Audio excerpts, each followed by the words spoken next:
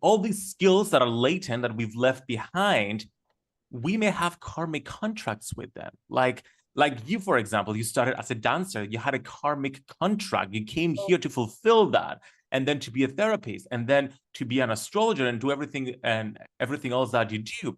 But if we don't listen to those inklings, to that sound, that whisper of our soul, then we can miss the contract, because we also have free will. So let's not miss our life contracts. Welcome to the I Don't Believe in Astrology podcast. The podcast is dedicated to conscious souls looking to change the world. Astrologer by day, climate activist by night. Here is your host, Debra Silverman.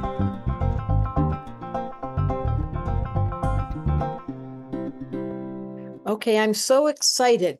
I don't do a lot of podcasts in the last while, so I'm very specific about who I like. And when I met George, we just recently did a podcast on his podcast. And I was so impressed with our similar chemistry, like how we both were so efficient and we both went deep but fast. And I thought when he told me his podcast was only half an hour, I was like, oh, I like this guy, because they make you go forever, those other podcasts.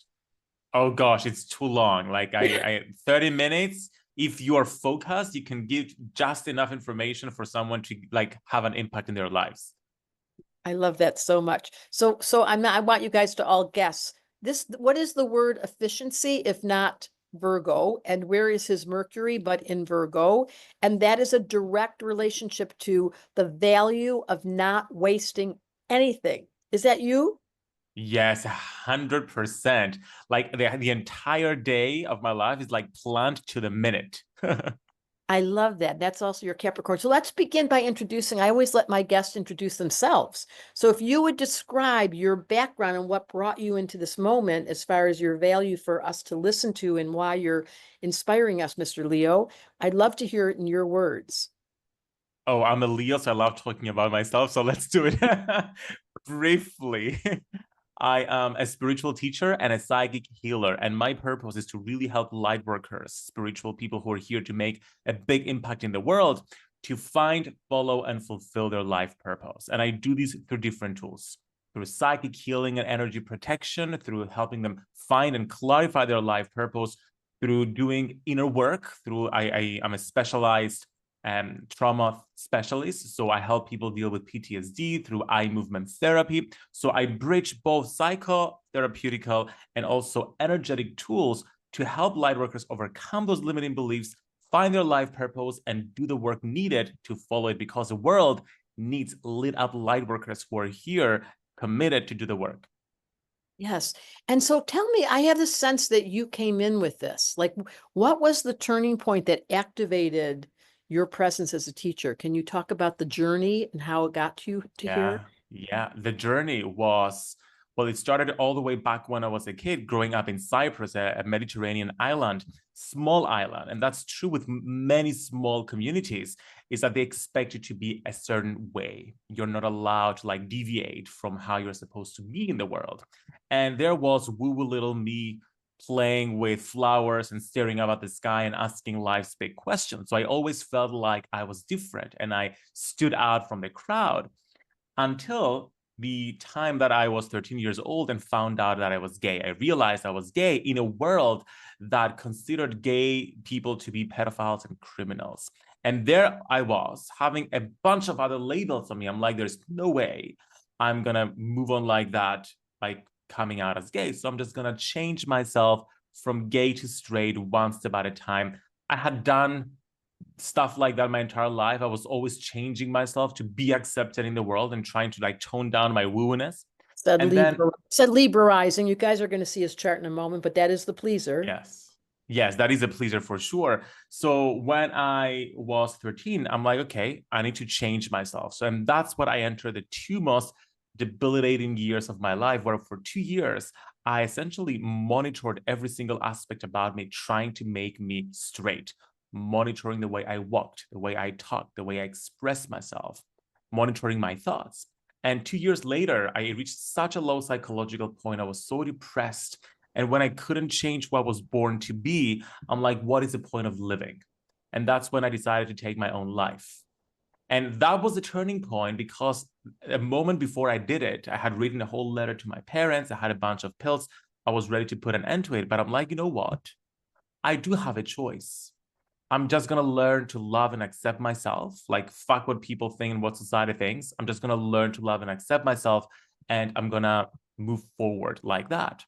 And I had no idea, Debra, how to love myself, because all I experienced was self-loathing and You bullying actually from tried myself and other suicide? people.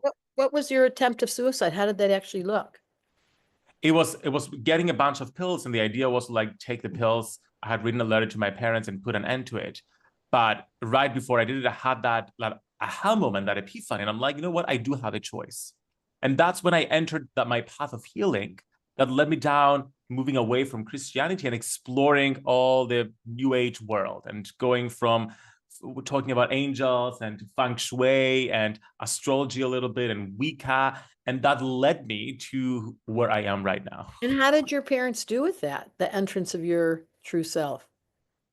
Well, it was hard especially for my mom at the beginning, because I came out to my mom first. It was hard for her to accept it. She cried when I told her, and that's not the response you want your parents to have. But she's done so much work through the years. She went to Pride with me, and she's fully accepting right now.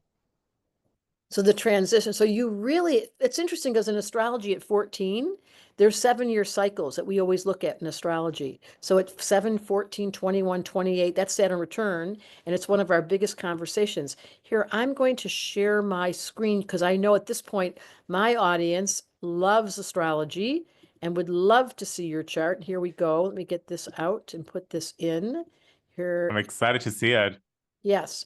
So Sun in Leo in the 10th house, we always focus on that. That's the success and the indicator of, because you were born almost at noon, the sun was in the top of the sky, high ambition to be publicly recognized, and it organically happened to you. I'm sure, I can't wait to hear the rest of the story, how your public persona showed up so effortlessly. And then the Libra rising, your love for all the beautiful things that would suggest gay men, but it isn't gay men, it's simply an artist who is allowed to really flourish in his creativity. And then here's the 3 planets in Capricorn that goes, can we get practical? How much money are we making? Is this real? Is there a way to bring this down to earth? I have to have a company. I can't just be me. I got to manifest because I've got all these planets in Capricorn. And then the last very strong indicator, you were born under a lucky star. So the planet Jupiter, in the center of the circles where your mother was when she's giving birth, this is a picture of the sky, and this is the horizon. So what they could see above your mother's head was Jupiter was on the top of the chart next to Venus, saying, I'm lucky. Jupiter's the luckiest planet in the zodiac, and it's Venus, the artist, in what sign? Cancer, the nurturer, healer, dad energy, caretaker, homemaker. I mean, you must have beautiful homes, as we can see looking in your window. Well, that is a fake background, but I do have a beautiful home. But you do have high value for your home, I'm sure of it. Oh, definitely. It's one of my biggest things. And I started from feng shui. That's how my spiritual journey started. It was me trying to like redecorate my room and my entire house. And I spent my childhood redecorating my entire family's houses. So funny. But also what's interesting to me about you is that you've carried, this is the 10th house, the quality of excellence, being born at noon, where the sun is at the very peak of the sky, that everything you do, you can't do mediocrity. You can't do halfway. So if you're going to dive in, you're going to dive in.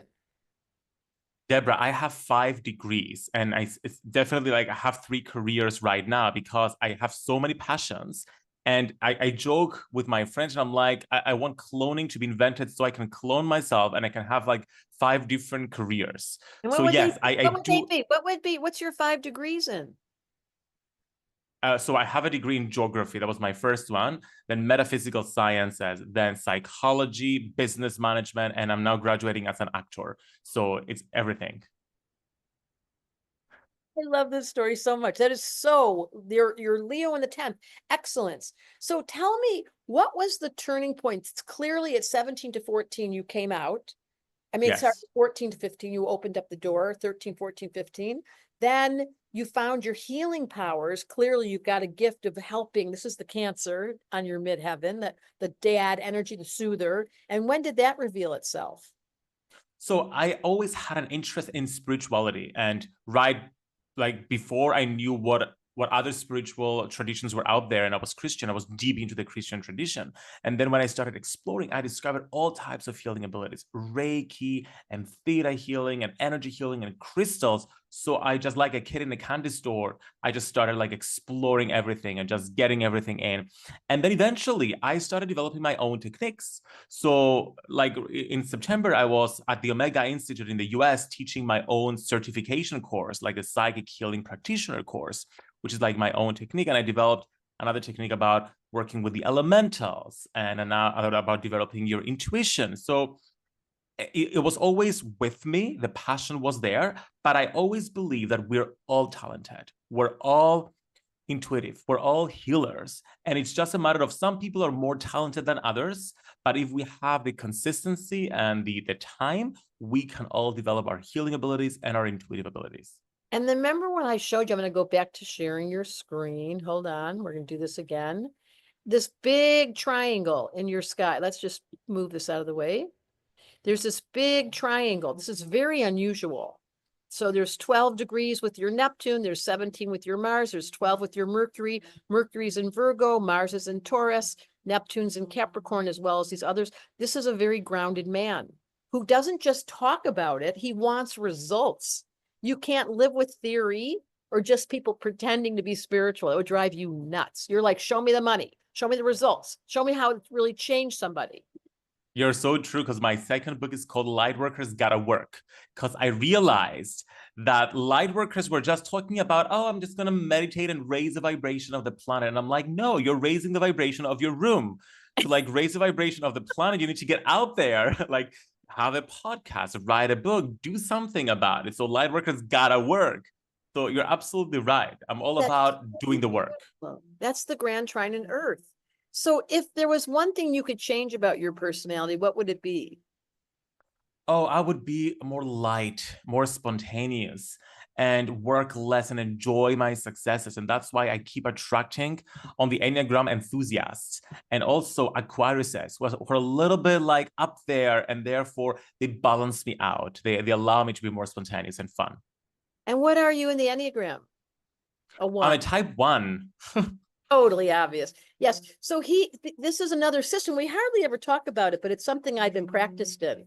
How clearly Love it. I know I learned it in San Francisco on it. It was so interesting. Every day, 3 numbers came up and there were 6 people on the panel, and I would watch all the numbers and I'd see like a 1 and I'd see and then when my number came up, I was underneath the table going, oh my God, they just went inside my head.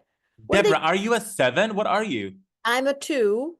People think I'm a 7, but I'm such a pleaser, fixer, helper, mom. I have a bad case of the 2, but I've learned so much from that system, and it's great to talk about it because we hardly ever do in our astrology school. And I value so much, as many other modalities, like the tarot deck is one of. Have you studied the tarot at all? I have. I'm a tarot reader, and I love combining different modalities because it gets so many different levels and layers of our personality. Yeah, it's like I see you as a dancing, entertaining, creating, and now you're going to be an actor. What was that like? So that was my biggest passion for the longest time. Every time like someone would ask me, what do you want to be when you grow up? I would say either singer or actor, and ideally like a musical theater actor. So right when I was 22 years old, 22, 23, I was considering, after my first degree in geography, going to drama school to like be a musical theater actor and do a master's in musical theater. And I had prepared everything, and I had an epiphany, and I had a moment, another one. And I'm like, you know what? No, I'm going to be a spiritual teacher. So I put that career on pause, and I focused on building my spiritual business and writing 5 books. And then writing 5 books? Well, it's my 5th one right now, but up to that time, it was 3 that I decided that I wanted to do acting as well. And then that door, that artistic door, was closed for a long period of time. And that voice was screaming like, let me out, let me out, let me out. I'm like, you know what? I got to let the performer out as well. I'm a Leo after all. So 3 years ago, I decided, you know what? Now that my business is steady and I have my career in spirituality, I have time to invest in acting as well, while also doing everything else. So I'm in my final semester right now, and I'm a musical theater actor primarily, but I'm like theater trained. That's so beautiful. What a test, what an example you are of being able to continually follow your passion. And it seems like you can't help yourself.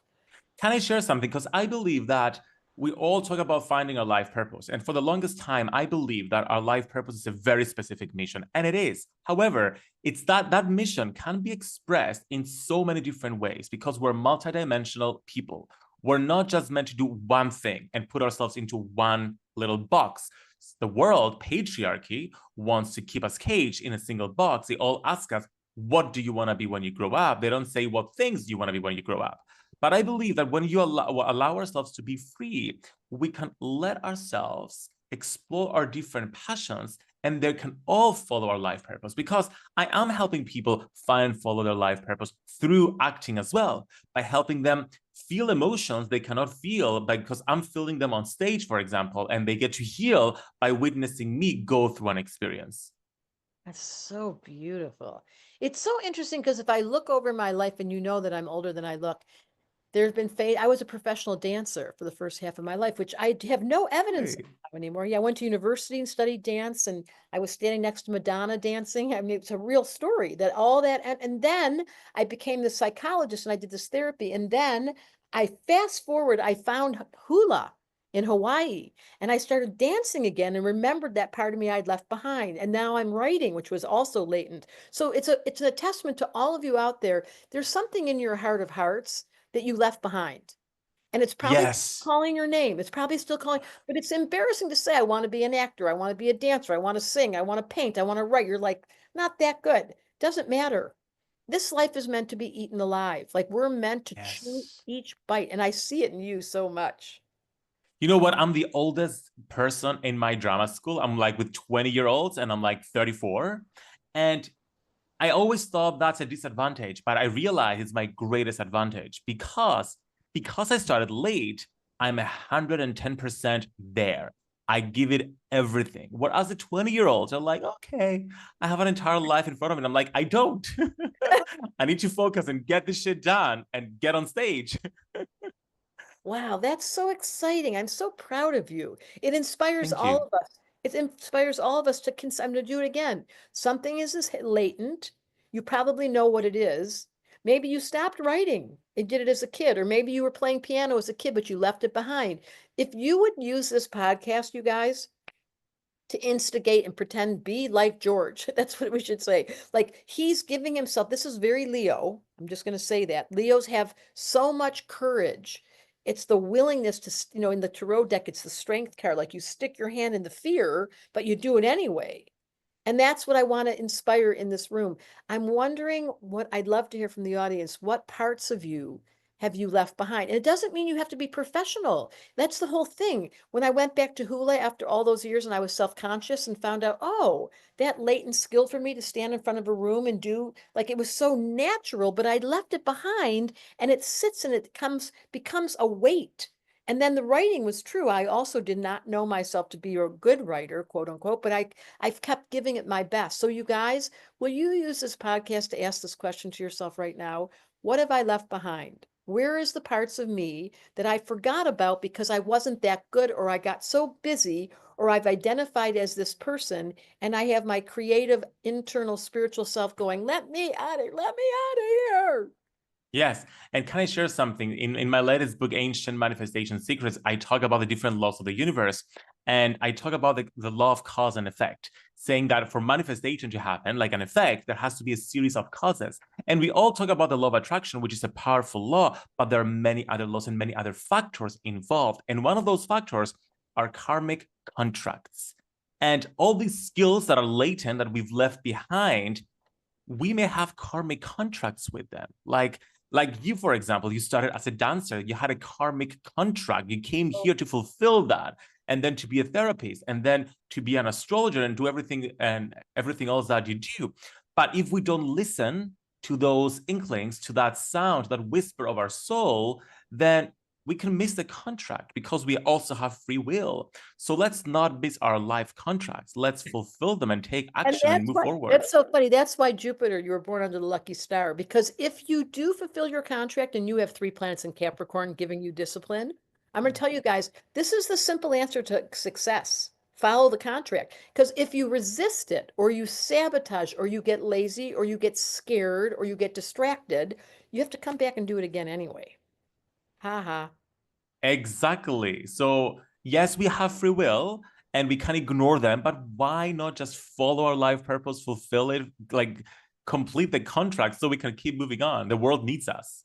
It's so true. And your inheritance of that Jupiter on your midheaven, which is really a sign of luck, which means luck is living under correct knowledge. It's not random. People that are really lucky, like your chart is really lucky in love. It's Jupiter conjunct Venus. People love you, and you're going to always find love around you because why? In some past life, it's usually an indicator of the karmic inheritance that's come from the past. That's why someone would be lucky because they've lived under correct knowledge somewhere, and the inheritance shows up again. And then if they're smart, they take advantage of it. So you have been somehow very loved, and now you're loving all of us. I love that you talk about past lives and astrology because I'm a past life regressionist and I've seen the value of past life regressions beyond just finding out what you were, but finding your purpose, healing past life traumas, retrieving past life skills, which is what you just talked about. We can actually go into our past lives, see like, okay, we've had a career as an astrologer in a past life. We can retrieve that knowledge, that muscle memory into our current lifetime and help ourselves move forward with our purpose and speed up our life purpose. And anyone that knows my story, I had a dream where a woman woke me up in the middle of the night screaming at me, "You've been an astrologer for lifetime, stupid, stop acting so dumb." And I sat up, I had just started, I had just touched my little toe in the water of astrology and I got screamed at. And the next day I started charging.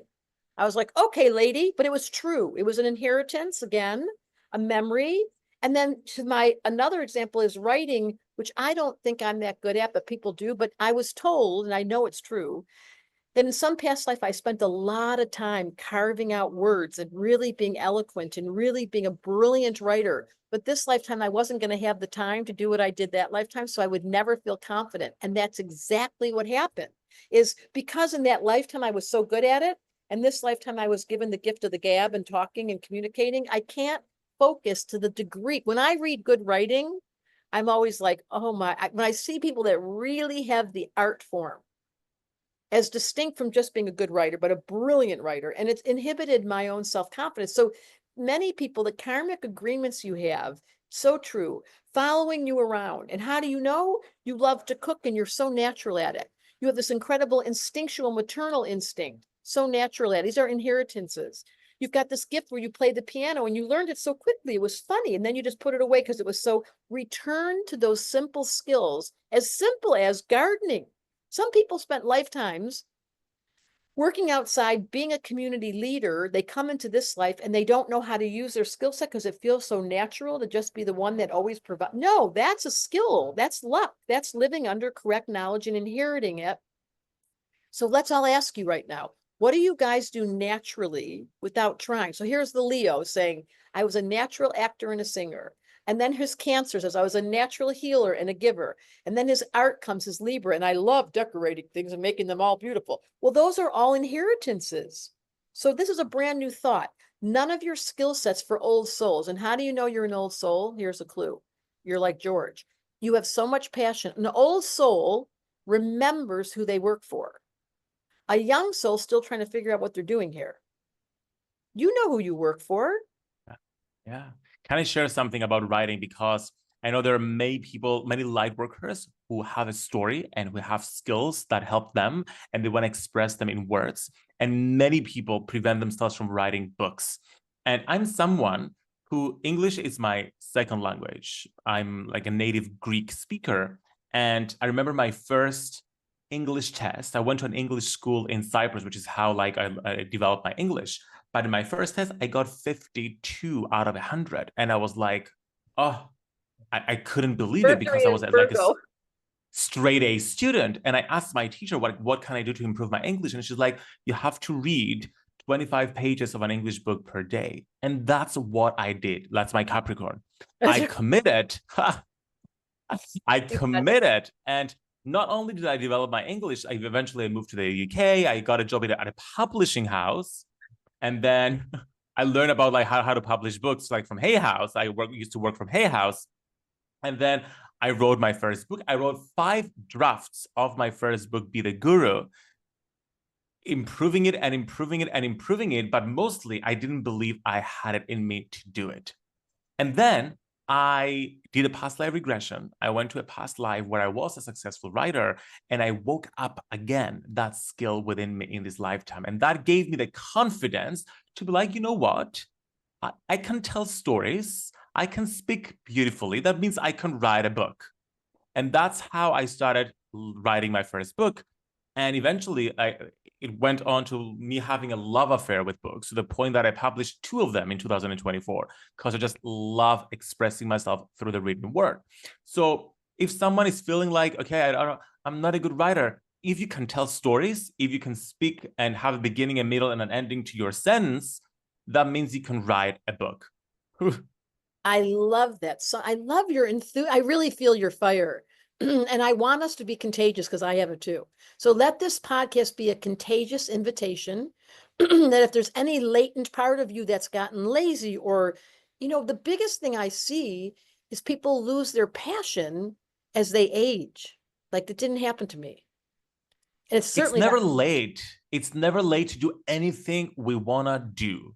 Age, it's just in our minds. And we have the whole world like emphasizing the importance of like youth. But what is youth? Like, our mind is, and our soul is so old anyway. We've lived so many past lives. And if we are old souls, that means at any age, we can wake up a skill and develop it really fast. I know that. So where can people find you? Because they're going to want to work with you. I know it. So I live on Instagram at George Lizos, but also my website, georgelizos.com, where you can find all about my books and my private sessions and workshops. Okay. And you guys, you can see, why do we have teachers that look like George and Debra? Because we have fire. And that's the inspiration that a fire chart, a fire personality type is here to say, please don't turn it down. Please don't have to have your karmic contract. When you get to the end of the story and they go, what were you doing? And by the way, you got to go back. And they're going to say right at the very edge of the story, they're going to pull up your chart at the end of the story, and they're going to look at George. They're going to go, look at all that earth. And by the way, he wrote books about practicality. Good job. You get to come with us straight to the front of the line. And the others of you are going to say, I kind of got tired down there. I got a little distracted. It was very indulgent. I drank too much, did too much social media, and oopsie. And maybe today we can inspire you to consider thinking about the future, because here's the trick. Evolution follows you around. They're keeping track. They're watching you. The more you commit, the stronger the commitment from them to you. It's equal doses. So once our souls saw, both you and I, that we were willing, they were like, oh, we got hot ones down there. We'll send them off to a class and we'll have people come and study with him. And you won't believe the magnetic force field that occurs once you're in alignment. But if you're feeling that confusion and nothing's happening, that's all a statement about you not being at home. And that's the 4 elements in which we did on your podcast. You've got to balance those 4 wheels on the car. And if one of them's down, which is fire, would be in our conversation today, the inspiration to take the risk, then you turn the fire up by singing out loud, by going outside and being physical, by making sure you sweat during the day. There's ways to cultivate. And you all know this if you're watching my podcast. What's your missing element? Oh, that's right. The book's called The Missing Element. Read that book and then find your missing element and promise me in honor of George and I that you'll use your discipline. It's discipleship. Discipline is the people that know who they work for. And I know that God and Goddess and my whole team of angels, they were like counting on me, and they're counting on you. And George, they're like so proud of you. Your angels watch you every day, George. They're like, wow, look what he's brought to the world. And doesn't that feel so good? So good. And you know what? I started working with angels like really early on in my path. And there was so many times that I wanted to give up because when things weren't going my way, but they wouldn't let me. Like every time I would be like, okay, I'm giving up, there was an opportunity that would come and just bring me back up.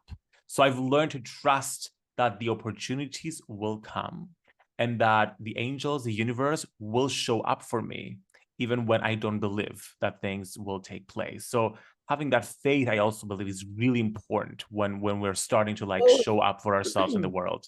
Faith is everything. And then timing, like everything goes in cycles, said the hula dancer. Everything goes in cycles. That's how it goes down here. And so if you're in a rough patch, that's why we're here. That's when you consult George or Deborah or get a reading or do whatever you need to do. If you're in a really up cycle right now and you're listening to this, you can just sit back and say, feels so good to be on my path. It's so important to celebrate ourselves and then know when to ask for help when it's really a hard moment. And that's real. Because everyone, what happened during your Saturn return in 2020? Because that's when your Saturn return in 2019. Yes, during my Saturn return, I quit my corporate job in London. I moved back to Cyprus and I went self-employed with my spiritual business. I had a complete breakdown. I got exhausted from too much work, and that was my wake-up call. It's like classical. It's like clockwork. That's why Yeah. Saturn Chronos, Saturn rules time. And it's a Greek word. I mean, it's such an ancient door that the Greeks and the Romans and I'm really finding that while I'm studying tarot that these ancient cultures that you have so represented as you brought them into modern time just repeated the same thing. Know thyself. That was written all over the oracle's door. If you don't know yourself, how do you play here? Well, that's right. Astrology. Know thyself. I've heard this before. Yeah, that was written at the Oracle of Delphi, actually, was one of the maxims of the ancient Greeks. Such a powerful one. And if you just hold that one, know thyself, what did I promise this lifetime? What was my contract?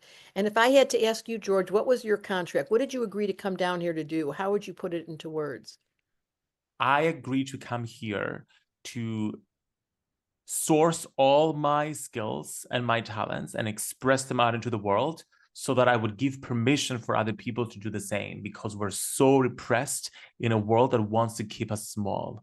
And hopefully, through my craziness of trying to do everything, I encourage some people to either do the same or find that one thing that excites them and follow it. It's so beautiful. I love my dear, dear friend. One of my very best friends is gay, and I watch his freedom that he was able to give himself because his father died of AIDS because he couldn't ever come out. And the idea now in this time period, you can come out and be seen as the artist and no more shame. Uh, Shame is a big one for many people in so many parts of life, not just in the LGBTQIA plus community, but the world is constantly shaming us for not being too thin or too beautiful or too this or too that. And then when we finally drop the shame and we let ourselves just be who we are, then we realize that we are miracles. And that's the most important thing. I know. I hope we're tickling all of you and putting on sparkles and putting on Christmas lights and letting you all know that this is an example of two being. We fell in love. When I met George, we did this first podcast. I was like, I'm very picky as you are about who we get Yeah. to play with.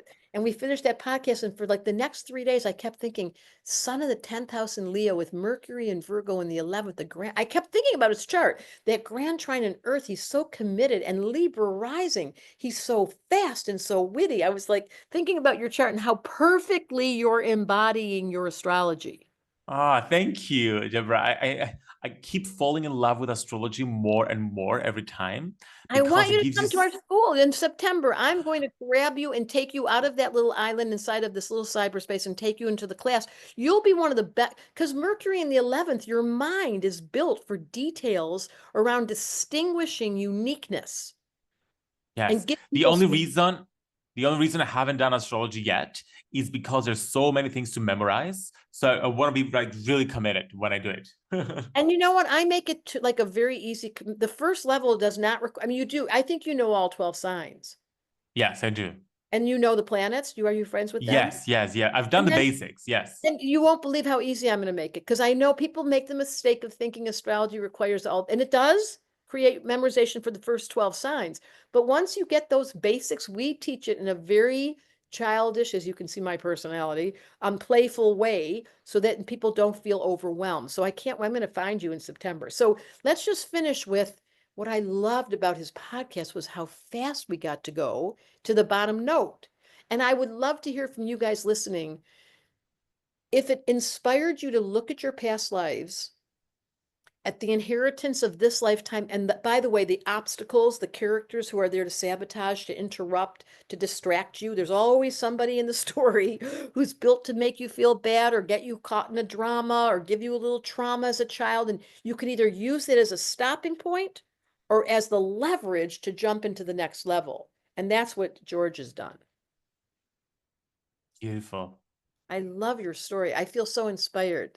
And I'm so happy to be able to turn on, because I know people love hearing these podcasts, but this one particularly is the invitation to let the Leo in you come out wherever you are.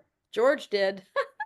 Yeah, and that's also the idea that we have all the signs within us. Would you say that? Because I feel like we can express like all the signs. 100%.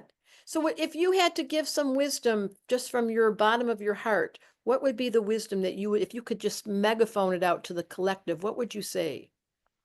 I would say, and it is a practice that I teach, like every single workshop that I teach, I come back to this because my tools and my practices can get complex, can get really simple, but also complex because I love all the different practices. However, when you tone it down to the most simple thing, when you place a hand on your heart and tell yourself, wake up. In that moment, you wake up your inner divinity. In that moment, you wake up your heart. You wake up your soul. You wake up your true self. And in that moment, you're free to experience all that life has to offer. And that's the number one thing that I would want everybody to do, to wake up every single moment, their soul, and let their soul take over their conversations, their life, their purpose, their relationships. My goodness, that's exactly what I do. That's why I recognized you. My whole life's work is to give people back to their soul and let that be the direct. And then the ego just follows along and goes, okay, mom, whatever you want, honey. But until that relationship is in place where you're awake and you're in charge, your ego is going to make you feel a little cuckoo. Yeah.